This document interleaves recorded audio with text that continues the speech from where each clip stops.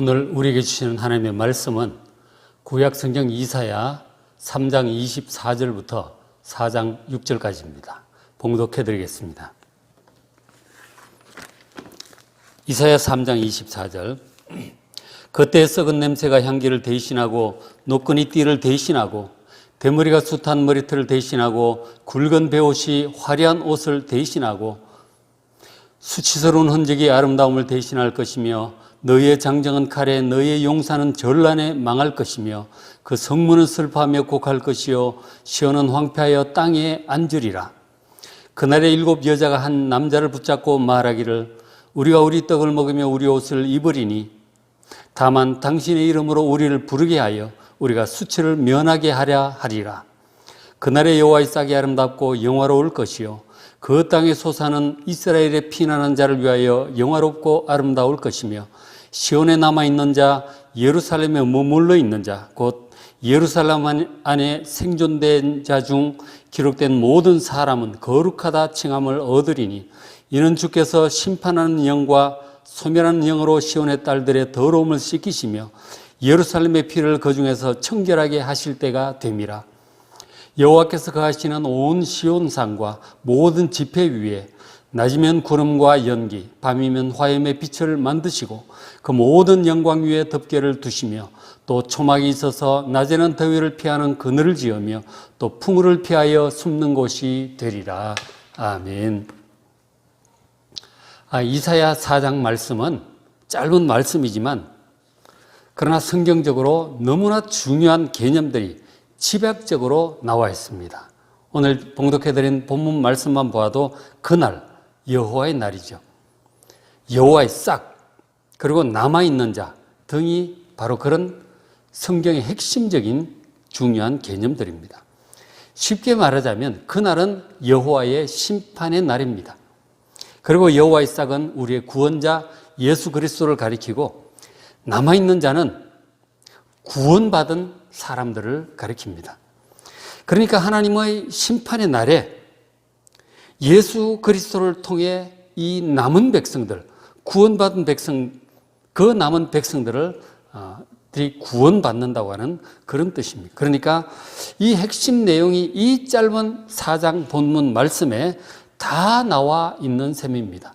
예수님께서 오시기 전 700년 전에 하나님께서 이사야 선지자를 통해서 이런 것을 말씀을 하셨는데 이사야는 길어요. 1장부터 66장까지인데 그 내용에 이러한 우리의 구원에 관한 내용들이 아주 풍부하고 다양하게 하나님께서 여러 가지 상황에서 많이 말씀해 주셨습니다. 그래서 제가 성경 중에 이사야서를 특별히 사랑하는 편입니다. 우리가 지난 주간 맥체인 성경 읽기에 이사야서가 시작이 되었어요. 오늘이 이사야 8장인데 여러분 올해는 저와 함께 이사야서를 꼭 좀 읽어보시길 바랍니다. 그렇게 하시면 하나님의 구원의 섭리와 우리를 향한 하나님의 뜻과 하나님의 마음을 아주 잘 알 수 있게 될 것입니다. 오늘 제가 인용해드리는 성경 말씀은 대부분 이사야서에 있는 말씀들이에요.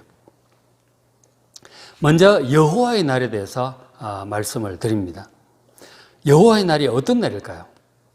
오늘 읽어보신 그 본문 말씀 이사야 3장 끝부분에 보시면 너희의 장정은 칼에 너희의 용사는 전란에 망할 것이며 그 문은 슬퍼하여 곡할 것이요 시온은 황폐하여 땅에 앉으리라고 그렇게 여호와의 날을 묘사하고 있습니다. 그러니까 이 여호와의 날에 전쟁이 터져서 많은 남자들이 전쟁에 나가서 죽고 그 아내들은 과부가 되고 아이들은 고아가 되는 것입니다. 그리고 나라가 불에 타서 황폐해지는 날입니다. 그 날은 하나님의 심판의 날이요 큰 재앙의 날로 다가옵니다. 그리고 그 앞에 2장 12절에 보면 이런 말씀이 있죠. 대저 만군의 여호와의 날이 임할 것이라고 말씀합니다. 하나님의 날 그러면 뭔가 좋은 날일 것 같은데 성경 말씀을 보면 그렇지 않습니다. 여호와 하나님의 심판이 나타나는 날이 잠잠히 계시던 하나님께서 그 심판으로 그 존재를 드러내시고 사람들을 다스리시는 날이 만군의 여호와의 날이라고 말씀을 하고 있습니다. 자, 대저만군의 여호와의 날이 모든 교만한 자, 거만한 자, 자고한 자에게 임할 것이라고 말씀을 하죠. 그날은 교만한 자들에게, 하나님을 대적하고 하나님을 대적하는 교만한 자들에게 하나님의 심판이 임하는 날이고 큰 재앙으로 임하는 날입니다. 자, 그리고 그날은 18절에 우상들이 없어지는 날이고, 그리고 무엇보다 사람들이 하나님보다 더 믿고 의지하여 섬기는 것들이 있는데 3장 1절에 보니까 예루살렘과 유다가, 즉 성도들이 의뢰하며 의지하는 것들을 제하여 버리신다고 말씀합니다. 그 성도들이 의지하는 모든 양식, 그리고 물, 그리고 의지하는 사람들, 도성, 지혜자, 모사, 군병들, 이런 모든 것들이 제함을 받는 날이 될 것이라고 말씀합니다. 그러니까 사람들이 하나님보다 더 믿고 의지하고 섬기는 모든 것들이 여호와의 날에 하나님의 심판으로 모두 제거됨을 당할 것입니다. 그래서 알게 모르게 그런 것들을 의지하는 사람들조차도 믿음이 없는 사람은 그 심판에 망하겠고, 믿음이 있는 자들은 하나님보다 의지하던 것들을 버리고 하나님께로 돌아오는 그런 날이 될 것입니다. 자, 이런 것은 우리가 개인적으로, 가정적으로 종종 큰 일이 한 번씩 나죠. 큰 환난을 겪게 되는 것이죠. 그런 날도 가정에 임하는 여호와의 날이라고도 볼 수 있습니다. 그리고 국가적으로 일어나는 재앙이나 큰 재앙들, 지금 코로나 바이러스 같은 경우도 거기에 포함된다고 볼 수 있겠죠. 그런 것들이 임하는 날이 바로 여호와의 날이라고 말씀할 수 있습니다. 자, 그러면 우리가 알기에 하나님은 사랑의 하나님, 좋은 하나님으로 알고 있는데 왜 여호와의 날이 하나님께서 이런 두려운 날을 우리에게 보내시는 것일까요? 하나님께서는 왜 이런 일을 하시는 것일까요? 자, 앞에 이사야 1장 18절에 보면 이런 말씀이 있습니다. 여호와께서 말씀하시되 오라, 우리가 서로 변론하자. 사람들이 하나님을 멀리 떠나서 하나님 말씀을 들으려고 하지도 않습니다. 그러니까 하나님께서 오라고 지금 부르고 계시는 거죠. 이사야 1장 2절에 보면 하나님의 백성들 향한 첫 말씀이 내가 자식을 양육하였는데 이 자식들이 나를 거역하는도다. 하나님께서 무척 마음이 좋지 않으심을 처음부터 말씀하고 있습니다. 하나님께서 백성들에게 말씀을 오라 이거죠. 나와 얘기를 하자. 너희의 죄가 주홍같이 들을지라도 눈과 같이 이어질 것이요 진홍같이 붉을지라도 양털같이 희게 되리라고 말씀하셨습니다. 저 뜻은 우리 하나님의 백성들이 자꾸 죄를 먹고 마시며 회개하지 않고 죄를 계속 쌓아두고 있는 것이죠. 그래서 하나님과 점점 멀어지고 있습니다. 이 상태를 방치할 수가 없는 것입니다. 왜냐? 하나님과 우리 사이가 자꾸 멀어지기 때문에 하나님께서 나에게 가까이 나오라 얘기하자. 그리고 그 죄를 해결하자고, 관계를 회복하자고 하나님께서 말씀하고 계시는 것이죠. 자, 그런데 저 하나님의 초청의 말씀에 사람들이, 성도들이 어떻게 반응을 하는가? 19절에 하나님의 초청의 말씀을 듣고 하나님께 가까이 나와서 회개하고 죄를 씻음을 받고 하나님과 관계가 회복되면 좋겠잖아요. 19절에 너희가 즐겨 순종하면 땅의 아름다운 소산을 먹을 것이다. 하나님 주시는 복을 받아 누릴 것이고 문제들도 해결될 것이고 다 잘 될 거라고 말씀을 하셨어요. 그러나 반대로 20절 너희가 거절하여 하나님의 말씀을 거절하여 배반하면, 계속 하나님을 등지고 멀리 세상으로 나가버린다면 결국 칼에 삼켜질 것이라고 엄하게 경고를 하셨어요. 바로 저 칼이 여호와의, 하나님 경고하신 여호와의 날인 것입니다. 자, 지금 하나님께서 저렇게 말씀을 하신 것이죠. 저 하나님의 말씀을 듣고 가까이 나와서 회개하고 하나님과의 죄를 씻고 관계를 회복하면 좋겠거니와 계속 거절하여 반대로 세상으로 나아가면 결국은 여호와의 칼, 여호와의 날을 맞이하게 될 것입니다. 자, 그래서 여호와의 날을 이렇게 맞이하게 되는데, 여호와의 날은 1차적으로 하나님을 이렇게 교만하며 하나님을 거역하고 대적하던 그런 사람들에게는 심판과 멸망의 날로 임할 것입니다. 그리고 또 한편으로 하나님을 섬기는 성도들이 있죠. 이 성도들이 세상과 짝하여 세상 사람 비슷하게 세상 것들을 추구하며 그렇게 살아가다가 이런 환란의 날에 자신을 돌아보고 회개할 때 회개하고 그들이 정결함을 얻게 될 것이라고 말씀을 합니다. 4장 4절에 이는 주께서 심판하는 영과 소멸하는 영으로 시온의 딸들 이 성도들의 더러움을 씻겨주시고 예루살렘의 피를 다른 사람들 미워하고 해롭게 했던 그런 죄들을 청결하게 하실 것이라고 말씀합니다. 이 여호와의 날을 통해서 성도들에게는 오히려 죄를 회개하고 청결하게 회복되는 그러한 은혜가 임할 줄로 믿습니다. 자, 우리 입장에서는 할 수만 있다면 이 여호와의 날, 이 두려운 재앙의 날이 전혀 오지 않았으면 좋겠다는 그런 마음이 있을 것입니다. 그러나 성도들이 하나님의 말씀을 잘 듣고 하나님을 따라 그렇게 잘 살아가야 될 텐데 하나님 말씀에 귀를 기울이지 않고 얼굴을 세상을 향하고 세상과 짝하여서 계속 하나님과 멀어져 가면 그대로 방치하면 그 사람은 하나님과 계속 멀어질 것입니다. 쌓인 죄로 말미암아 영성은 점점 무뎌지고 예배드리는 것은 점점 재미없고 세상은 점점 재미있고 결국 하나님께로부터 멀어지니까 그렇게 방치하면 결국은 생명의 근원이신 하나님을 완전히 떠나게 되고 영원한 멸망에 떨어질 것입니다.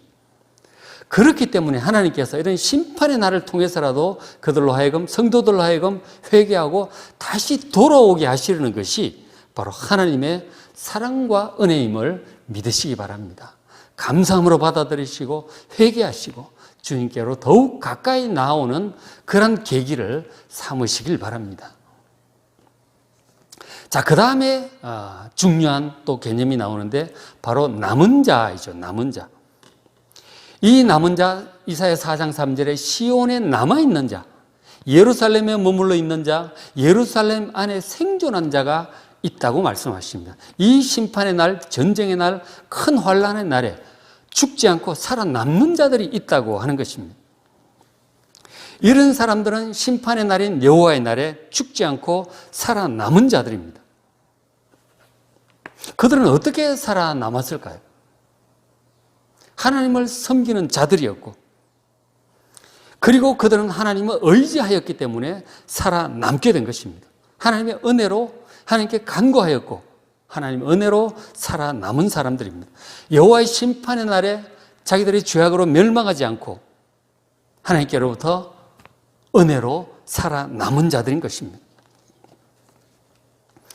자, 10장 20절에 또 그 말씀이 있죠. 그날에 이스라엘의 남은 자, 멸망하지 않고 남은 자들, 야곱 족속에 피난한 자들이 다시는 자기를 친자를 의지하지 아니하고 이스라엘의 거룩하신 이 여호와를 진실하게 의지하게 될 것이라고 말씀하십니다. 자, 성도들이 진실한 하나님을 의지하기보다 무엇을 의지했는지 지금 자기를 친자를 그동안 의지해 왔습니다. 저 이사야 맥락에서 자기를 친자는 바로 힘 있는 그런 나라들이에요. 바로 아수르나 애굽이나 이런 나라들을 의미합니다. 지금도 우리나라의 안보를 위해서 이제 정치적인 입장에 따라서 어떤 사람은 미국과 가까이 해야 된다고 얘기하고 어떤 사람은 중국과도 가까이 해야 되고 북한과도 가까이 해야 된다고 그렇게 얘기를 합니다. 지금 당시 이스라엘 백성들도 마찬가지 이 나라의 안보를 지키기 위해서는 고대로부터 전통적인 강대국인 애굽을 의지할 것인가, 이집트를 의지할 것인가, 아니면 신흥 강대국인 아수르를 의지할 것인가, 그렇게 정파들이 나누어져 있었어요. 그래서 이제 당시 세력을 잡은 사람 중에 그 아수르를 의지해야 된다고 하는 친아수르파들이 있었는데 그들은 하나님을 의지하기보다 그런 아수르를 의지하고 이쪽 사람들은 애굽을 의지하고 그렇게 했던 것입니다. 그런데 의지한 그들이 자기들을 도와줬는가? 결국은 그들이 자기들 상황이 국제정세가 바뀌니까 좀 도와주는 척 하다가 결국은 또 이스라엘을 공격하러 칼을 들고 거꾸로 돌아오는 그런 일들이 있었습니다. 그래서 결국 그 아수르가 자기를 치는 자들이 되었단 말이에요. 그때 이제 다행히도 이사야의 그 믿음과 히스기야 왕의 믿음으로 남유다는 멸망하지 않고 북이스라엘만 멸망했는데 어쨌든 그렇게 되었습니다만은 그런 것들을 겪어보니까 야, 진짜 믿을 분은 그런 아수르나 이집트가 아니라 여호와 하나님만이 우리가 진실로 의지할 수 있는 분이구나. 그렇게 알게 된 거죠. 그 여호와의 날을 겪으면서 알게 된 것입니다. 그래서 저 말씀에 자기를 친자, 그 아수르 그런 것들을 의지하지 않고 이스라엘의 거룩하신 이 여호와를 진실하게 의지하게 되었습니다. 하나님은 그동안도 나름 의지는 했지만 뭐 자기 자신의 능력과 돈과 사람들 그런 것들을 더 의지했던 것이죠. 그것을 이제 회개하고 하나님을 진실하게 의지하는 믿음으로 감사하게도 바뀌어졌어요. 이것도 바로 이 여호와의 날이 성도들에게 끼친 아주 중요한 은혜 중에 하나라고 말할 수 있겠죠.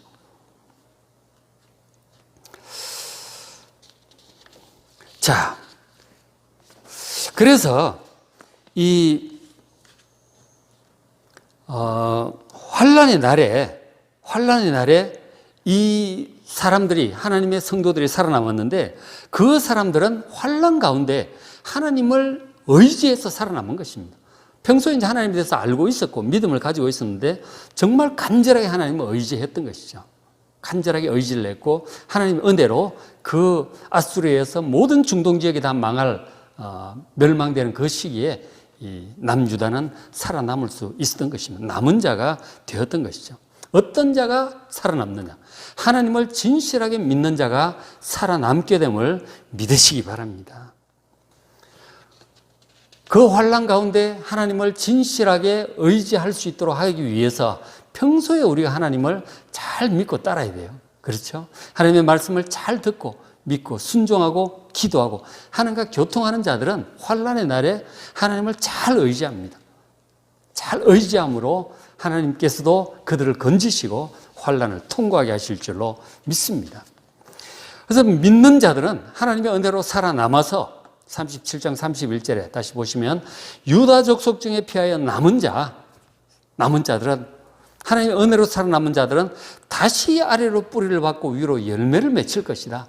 다시금 터전을 내리고 다시금 삶의 터전을 다시 세우고 삶을 다시 일으키게 될 것이라고 그렇게 말씀하셔서 하나님의 은혜로 살아남은 자는 다시 번성하게 될 것을 믿으시기 바랍니다. 32절에 이는 남은 자가 예루살렘 하나님을 섬기는 그곳에서 나오며 피하는 자가 시온산에서 나올 것이다. 하나님을 믿는 곳 바로 여러분들이 섬기는 교회, 우리가 섬기는 교회 그곳에서부터 나올 것입니다.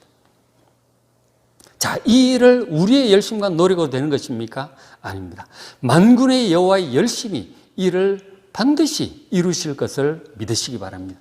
아무리 여호와의 날의 심판으로 인하여 위태로운 지경이 닥친다 할지라도 하나님을 진실하게 의지하는 성도들을 하나님께 살려주시고 남은 자가 되게 하시고 다시금 뿌리를 내리고 열매를 맺는 그런 회복을 얻게 될 줄로 믿습니다. 만군의 여호와의 열심이 이를 반드시 이루시고 우리를 보호하시고 회복하여 주실 줄로 믿습니다. 자, 그 다음에 세 번째 말씀드릴 것은 여호와의 싹이에요. 여호와의 싹. 여러분 싹을 보셨죠? 봄철에 씨앗을 뿌리면 싹이 나옵니다. 저희 교회에서도 최근에 텃밭을 이렇게 가꾸기 시작을 했는데 시금치를 이렇게 뿌렸는데 이제 싹이 나오는 것이죠. 싹이 처음에 나올 때는 아주 여리고 연약합니다. 실수로 밟히면 그냥 다 뭉개지는 것이죠. 아무것도 아닙니다. 그러나 그 싹을 잘 이렇게 보호를 하면 이것이 점점 자라나가지고 점점 많은 이제 잎이 하고 나중에 어떤 것은 나무가 되기도 하고 열매가 맺히고 꽃이 피고 이제 그렇게 되잖아요. 이 싹이라고 하는 생명력은 정말 신기한 것입니다. 자, 지금 말씀해 보니까 그날에 여호와의 날에 여호와의 싹이 아름답고 영화로울 것이라고 말씀합니다. 하나님께로부터 뭔가 싹이 나온다는 것이죠. 하나님께로부터 뭔가 생명력이 나올 것이다 하는 것이죠. 그리고 그걸 다른 표현으로 그 땅의 소산이라고도 말씀합니다. 땅으로부터 나오는 어떤 여호와의 싹이에요.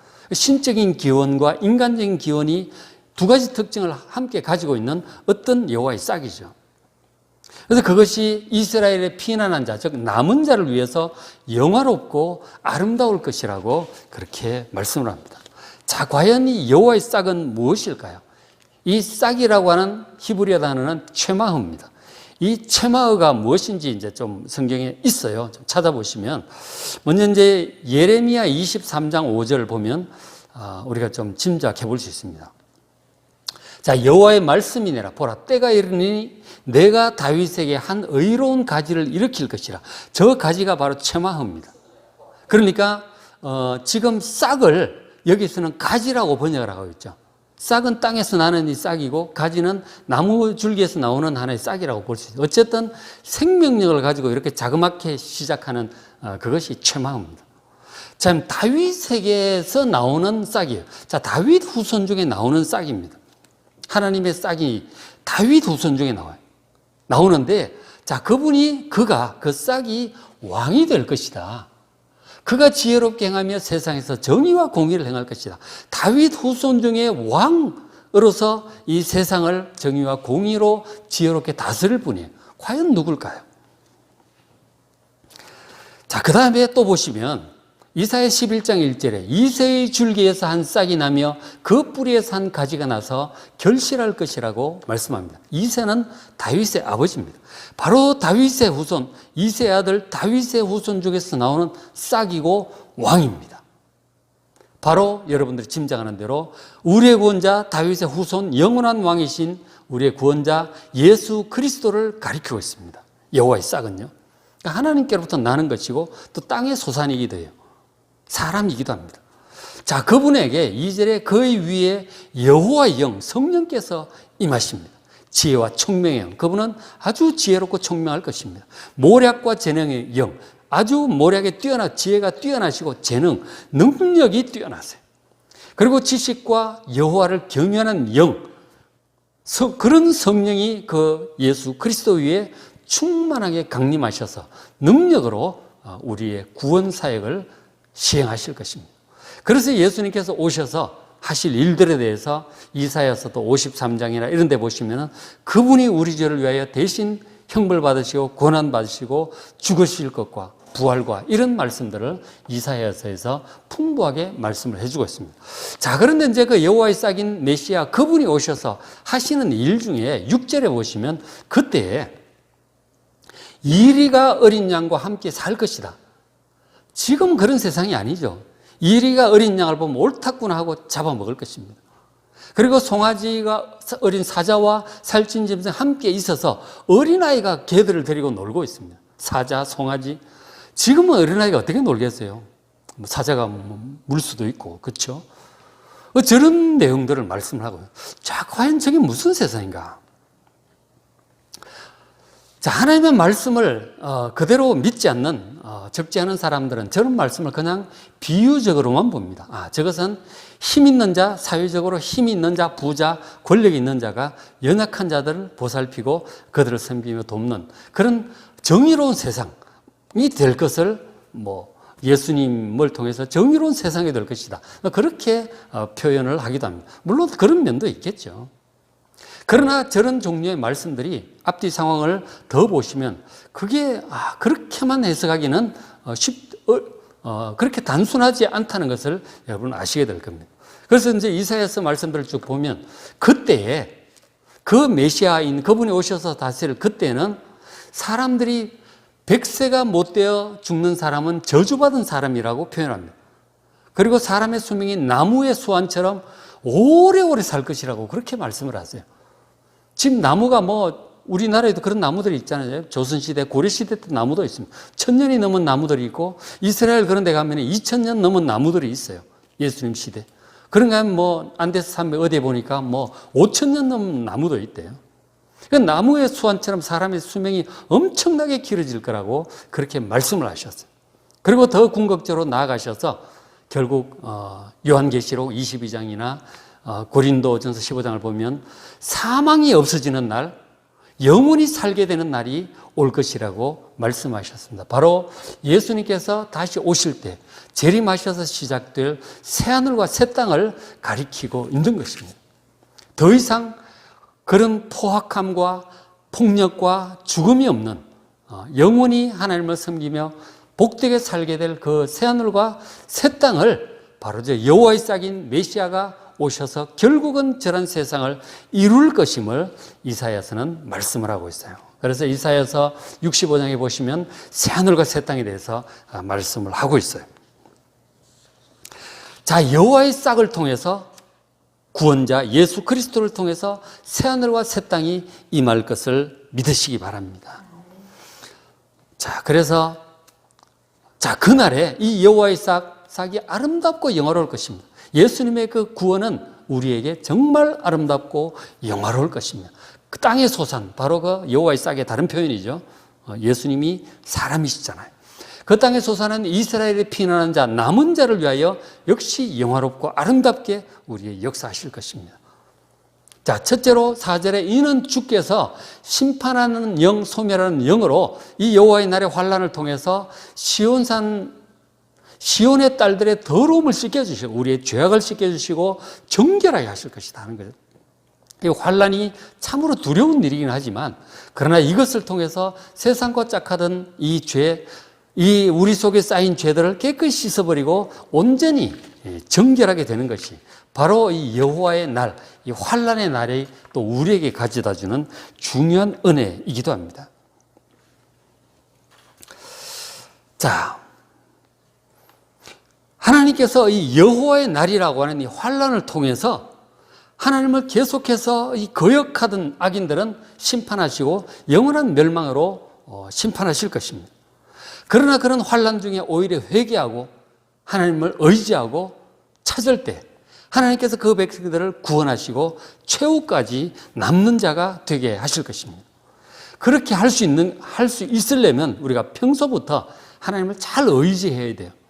세상 얘기만 듣고 세상을 짝하여 그렇게 살 것이 아니라 항상 하나님 말씀에 귀를 기울이고 늘 가까이 두고 묵상하고 순종하고 그리고 어려운 일이 있을 때마다 하나님을 의지하는 그런 삶을 살아가시면 어떤 환란의 날이 우리에게 임하고 대환란이 임한다고 할지라도 여호와의 날이 임한다 할지라도 하나님께서 그 환란에서 우리를 건져주시고 그리고 최후까지 남는 자가 되게 하실 줄로 믿습니다. 그리고 우리는 오히려 그런 환란을 통해서 정결함을 얻고 정말 새하늘과 새 땅에 들어가기에 합당한 자들이 될 줄로 믿습니다. 그리고는 하나님께서 그렇게 구원한 자들에게 4장 5절 여호와께서 거하시는 시온산과 모든 지폐 위에 바로 이제 우리의 그 환란을 통과한 백성들에게 궁극적으로는 새하늘과 새 땅을 우리가 저기서 볼 수 있습니다. 그 위에 낮이면 구름과 연기, 밤이면 화염의 빛을 만드시고 우리 이스라엘 백성들이 출애굽할 때 광야에서 인도하던 구름기둥과 불기둥을 생각하게 하죠. 그런 하나님의 보호하심. 그 모든 영광의 덮개를 두시며 또 초막이 있어서 낮에는 더위를 피하는 그늘을 지으며 또 풍우를 피하여 숨는 곳이 되리라. 하나님께서 하나님의 백성들을 보호하실 줄로 믿습니다. 우리가 이런 코로나19 사태 같은 것들을 겪으면서 정말 여호와의 날, 심판의 날을 우리 생각하지 않을 수 없습니다. 우리나라는 그나마 이렇게 좀 잡히고 있지만 세계적으로 영 잡지를 못하고 계속 퍼져가고 있습니다. 많은 사람들이 지금 30만 명 가까이 죽어가고 있더라고요. 380만 명 감염에 전혀 잡힐 기미가 보이질 않습니다. 그래서 이런 것들을 보면서 여호와의 날, 심판의 날, 그리고 장차 예수님께서 다시 오시기 전에 요한계시록을 보면 7인의 환란, 그리고 7 나팔의 환란, 7 대접의 환란 같은 큰 환란들이 있을 거라고 말씀을 하셨어요. 그럴 때 우리가 믿음을 포기하고 세상으로 떠나가지 않도록 믿음을 잘 지키는 여러분들 되시길 바랍니다. 자, 여호와의 날이, 심판의 날이 우리의 죄와 허물로 인해서 어쩔 수 없이 때때로 오게 되겠지만 그러나 그 날을 통해서 하나님께서 계속해서 교만하게 하나님을 거역하는 자들을 완전히 심판하시고 그리고 하나님의 말씀을 듣고 순종하여 하나님을 의지하는 성도들은 하나님께서 모든 위험에서 건져주셔서 최후로 남은 자가 되게 하실 것입니다. 정결하게 씻어주시고 또 거룩하게 하시고 보호하시고 영원한 하나님의 나라 새하늘과 새 땅으로 인도하실 것을 믿으시기 바랍니다. 기도하겠습니다. 하나님 아버지 크신 사랑과 은혜를 감사합니다. 우리의 죄악으로 말미암아 어쩔 수 없이 여호와의 날, 심판의 날이 종종 우리에게 오게 되나이다. 불쌍히 여겨 주시옵소서. 하나님의 심판이 나타날 때 하나님을 아버지 간절히 찾고 회개하며 하나님을 의지함으로 그 모든 환난 가운데 살아남은 자가 되게 하여 주시옵소서. 주님의 은혜로 영원한 하나님의 나라 새하늘과 새 땅에 들어가는 우리 모두가 될 수 있도록 인도하여 주시옵소서. 은혜를 베풀어 주시옵소서. 우리 주 예수 그리스도의 이름으로 간절히 기도드리옵나이다. 아멘.